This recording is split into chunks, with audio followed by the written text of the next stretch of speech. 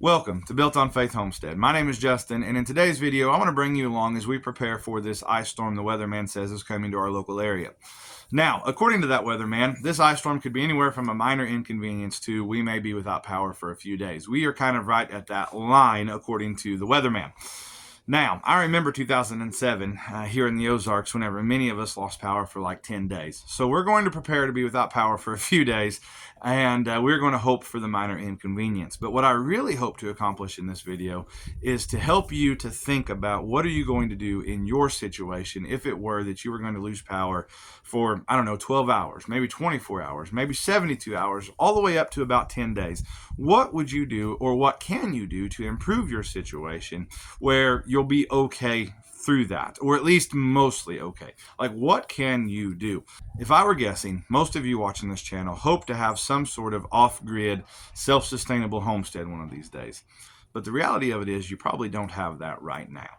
And my wife and I, when we kind of started this journey, we learned pretty quick we're going to have to be okay with some baby steps. Be okay with getting some minor things took care of just to help our situation, right? Now, we do not have some sort of 40-acre self-sustainable homestead, right? Some sort of off-grid type setup. We just don't have that. Now, don't hear what I'm not saying. We're very blessed and very thankful for the situation that we have. For those of you that don't know, or maybe you're new to this channel, we live on my in-laws' cattle farm for the time being, and we're very thankful for that. This hay that you see over here, it's not my hay. That's my father-in-law's hay for his cattle that are here. But he allows us to use part of the hay barn for things like storing the square bales we've got for our goats and our chickens that they allow us to have here on their cattle farm, and we're thankful for that. We also have a 14 by 32 shed building that we've converted into a home. It's got 2 lofts in it. We have 4 children. We are able to have a little garden. We're in a very blessed situation, and we understand that. Inside that tiny home, we have a wood stove, and that wood stove just takes a couple sticks of wood to heat our home, and quite frankly, you got to open up the windows most of the time at that. And so we're okay for a few days without power, but we do have a weak link, and that is water. You see, we are on a private well, which is fantastic most of the time. However, if the power goes out, we've just got a few gallons of water in the pressure tank, and then we are out of luck. We need water. And that well provides us drinking water, bathing water, clothes washing water, washing our hands water, washing our dishes water, all of that. But it also provides the water for our animals. We fill up water tanks, and that's what they drink out of. And so we want to be prepared for them to be without water, or without the opportunity to use the well, is the right way to say that, for the next, let's say, 5-6 days. What can we do? Much past that, we'll have to figure something out. The reality of it is, it looks like the weather is going to warm up enough that if we need to get out in the next few days, not the first or second day, but maybe the 3rd, 4th, 5th day, we'll be able to get out and go get water if we have to. But what do we do to get by until then, right?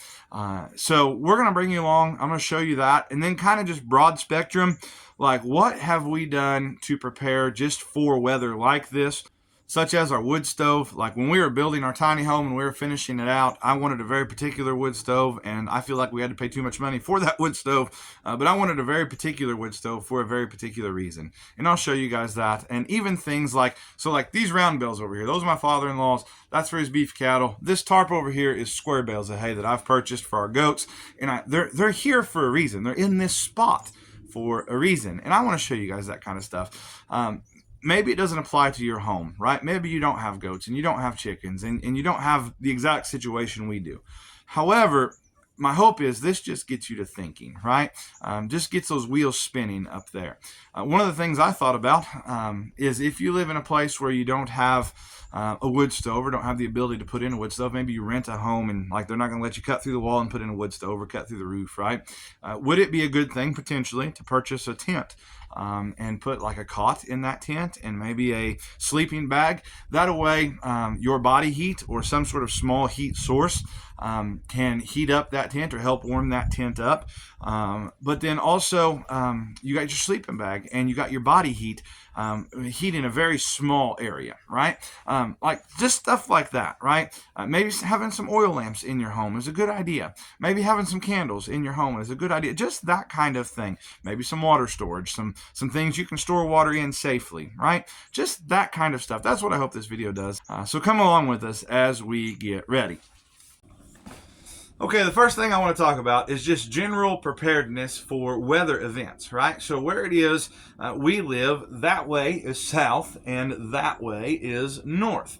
And so being in the northern hemisphere, the sun is primarily in the wintertime going to poke through that skyline over there. Now, this hay barn that my father-in-law is nice enough to allow us to use some years ago, apparently, got hit by a tornado and blowed all the tin off of it, right? So there's no tin around the sides of the hay barn, but there is tin over the top. So the goats are not really going to get rained on. Some can blow in here if it's like a southwest rain, right? Especially the wind pushing it in here. However, this time of year, most of it's going to come from the north or northwest. So they're going to stay good and dry in there. That's not a problem. Our hay could get wet, so we have to tarp it. We have to be prepared for that. So we got a tarp to cover up the square bales. Now, these square bales will protect them from a north wind. Remember what I said a while ago. That's the south. That direction is the north. And so when the wind blows through here, this hay will protect our goats and give them a wind break to get behind. Also, the hay feeder that is right there is also in such a way where it will block a north wind, but also that hay will absorb the sun coming in from the south, and that hay will warm up, and it'll get quite warm actually, even in a pretty cold day, as long as the sun's shining. And they'll get up against that and lay up against it just to get warm because of the heat coming off of that hay when the sun's shining on it. So it's just little things like that that go a long way to helping you. Now, for those of you that's followed this channel for quite some time, we used to have Forrest, the blind beef cow, in there, and his job was to be raised up for beef. He got used for his job, and now we keep our boy goats in here when we separate them from our girls, and it works out really well. So we're going to feed them. We're going to load them up on hay. Their hay over here will stay nice and dry in the weather system that we have coming. It's not going to blow rain all the way over there. So we're going to get them fed and took care of. But it's just those kinds of things. Just stacking the hay in a particular spot in this situation does a great deal to help us. If we can keep these goats out of the wind, it goes a long ways.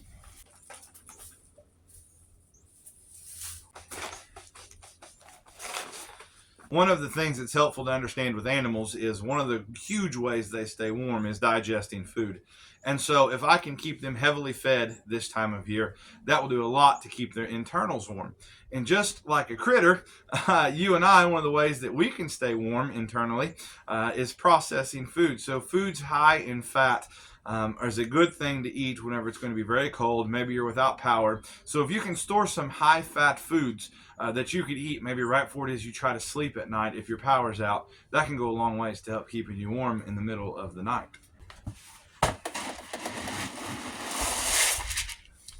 Another thing we've done is make sure our feed barrels are at least full enough to get us through this ice storm time so we don't have to leave and go to the feed store.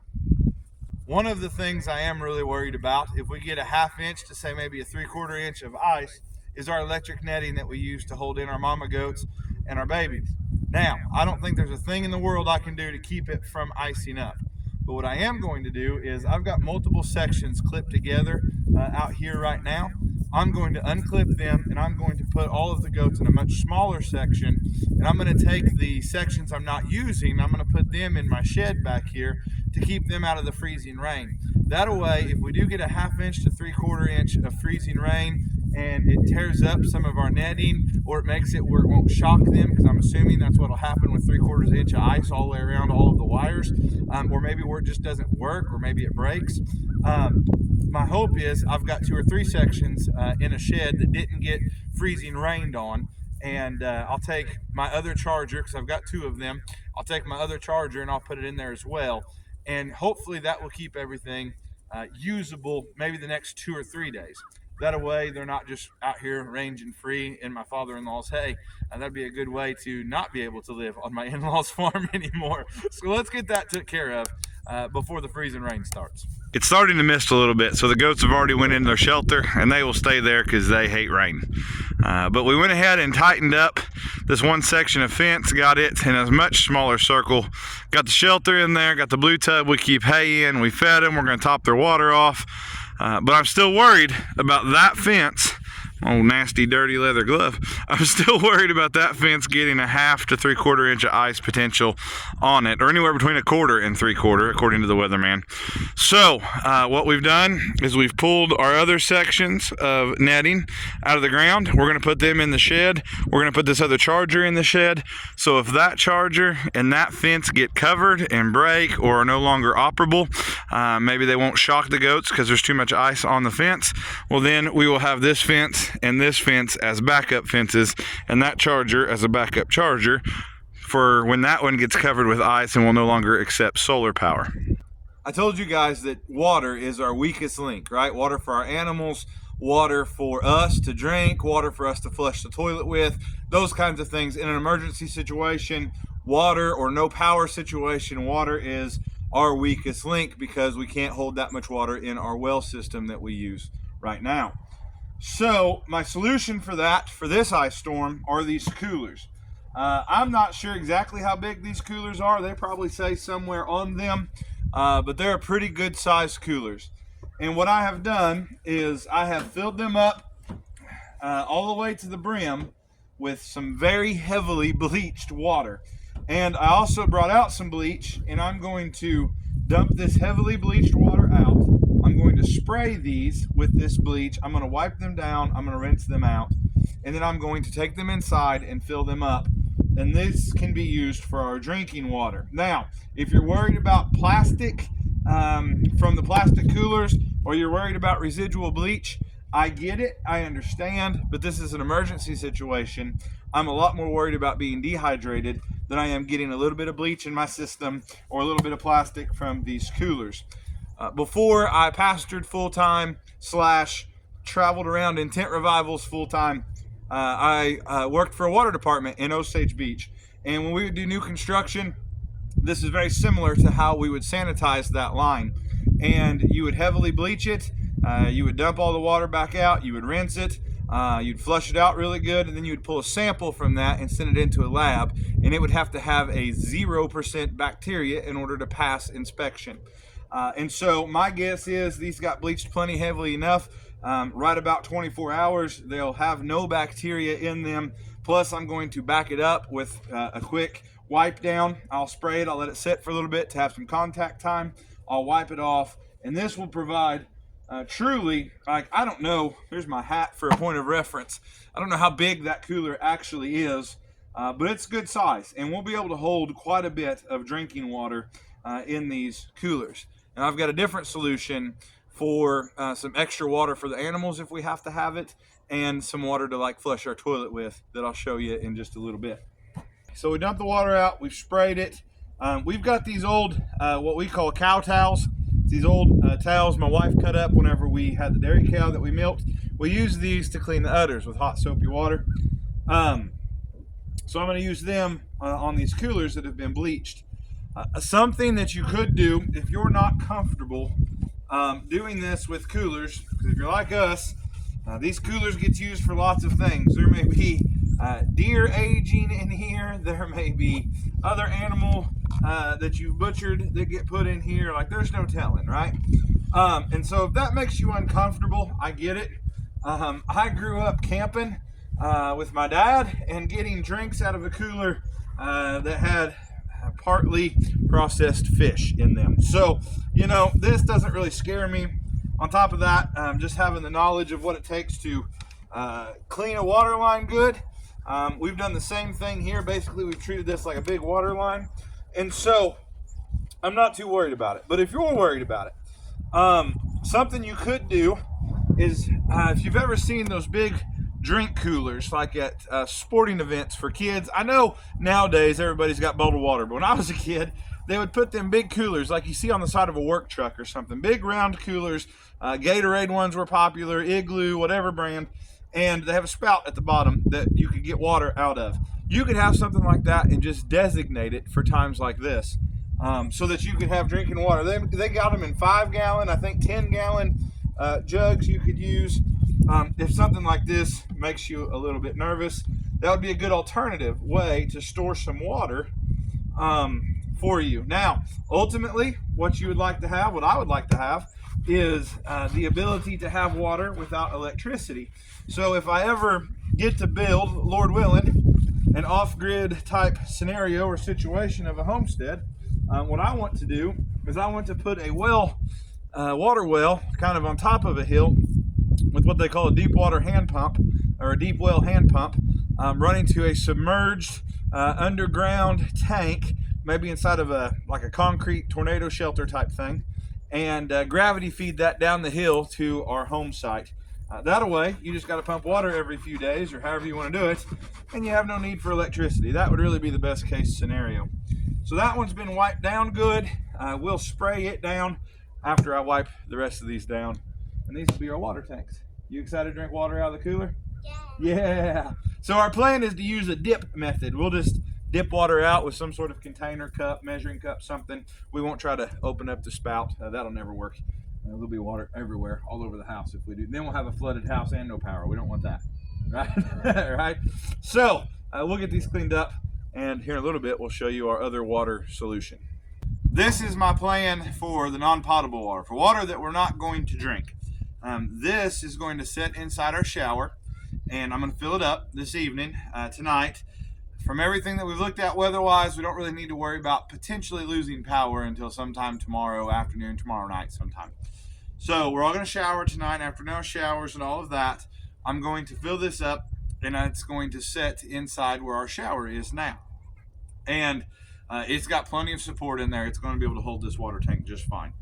And what we're going to do is we're going to fill it up, and then we can dip water out of here to flush our toilet, or anything else that we're not really drinking. I've cleaned it up really good. We've sprayed it down. We've got it as clean as it really needs to be for something like that. We're not going to be drinking this water. If you had to, I would still say you probably could. I would just boil it first, which we have the wood stove that we would be able to do that with. Boil it for like 10 minutes, and that would sanitize it, and it'd probably be fine. In an emergency situation, it'd be better than dehydrating and dying. However, once again, this is probably way overboard. But I was a young man in 07 whenever some people were 10 days without power. And so if this buys us 4 or 5 days, man, that's a big help. If this just buys us time for the roads to get clear, where you can get safely someplace else, like that really helps. Or if it gets you through the entire time, right? Like that helps. And so once again, it's not pretty, it's not fancy, it's not flashy, but it works. Luella said something a while ago. She said, "Don't have to be pretty, it just has to keep us alive," right? That's good enough, isn't it? Alrighty, let's move on. Luella has been my big helper today.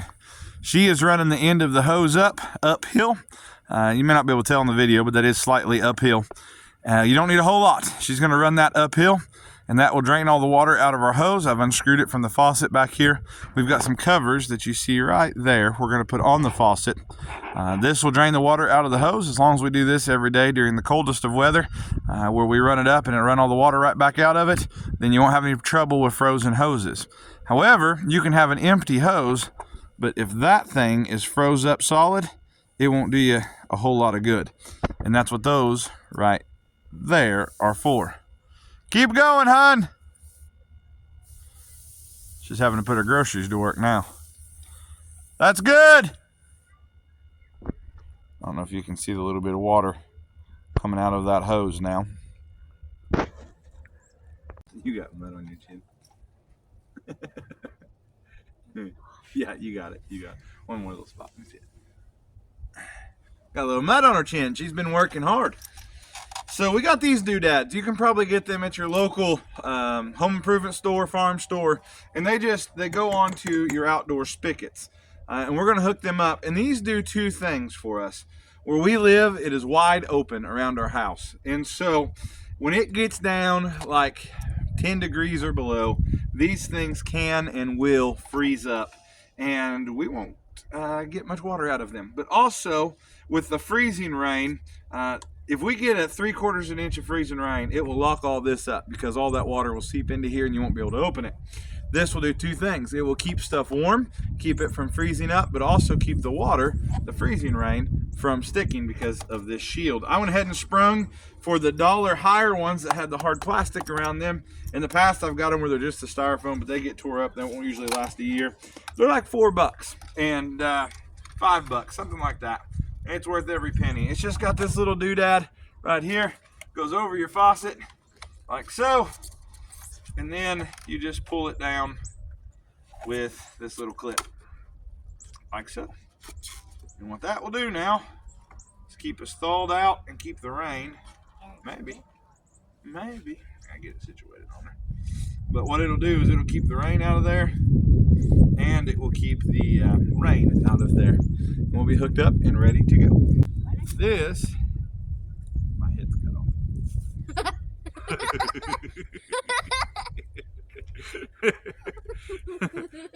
I'm the headless daddy. All right, let's try this. Hey everybody, the bellows grew and now we're almost the same height. This is our, I don't know how to do it. There we go, let's try this. So this is our frost-free hydrant. It takes a lot for this one to freeze, but it will if it gets cold enough. However, even if it doesn't get that cold, once again, if we get a bunch of freezing rain, it will lock all of this valve mechanism up. So, simple thing to do, just put a bucket over it, and that will keep all the freezing rain. It's like putting a roof over it. You like it? Yeah. All right, let's go to the well house. This is our well house, and it's insulated. It's very small. It takes very cold weather to get stuff to freeze up in here. But once again, once you start approaching that 5 degrees or sub-zero degrees, crazy wind chills, all of that, it can get cold in here, and there's an easy solution. Just get yourself a heat lamp or just a light bulb, truthfully. But I've got a heat lamp in here that we use to raise up our baby chicks with whenever we get baby chicks. I just went ahead and got an extra one and put it in here, and our power pole right down here has got a plug-in that has been wired into it, so I can just plug in this heat lamp whenever it's going to be that cold and keep it from freezing. So if the power stays on, but it gets down so cold that it freezes the pipes in here, then we're in the same situation. We are without water. And so one easy thing I can do to keep us in water, even if it gets very cold, which they're calling for, is to keep everything good and thawed out in here. And all it takes, because it's all already in there, is a plug-in, and then we'll have to make sure that it's on, which is harder to tell in the daylight. It's easier to tell in the dark. But what I should be able to see if I look in there is a red light, so we'll see.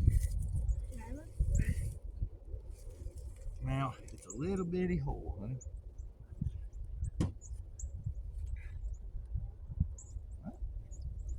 I don't see one. So let's get our, I'll get my tool and I'll get these screws off, and we'll just see if it's working or not. Better safe than sorry. So it turns out our light was burnt out. Our light bulb was burnt out, so we just put a new one in. It's good to have some extras on hand for sure. They sell them at the feed store right down the road. So next time I'm up there, I'll just grab another 2-pack of these heat lamp bulbs, because this one is burnt out. All right, so here's our wood stove, and this is what I was talking about, planning ahead whenever we built the tiny house. I specifically wanted an indoor wood stove, which I know has its own pros and cons. However, it requires 0 electricity to heat our house.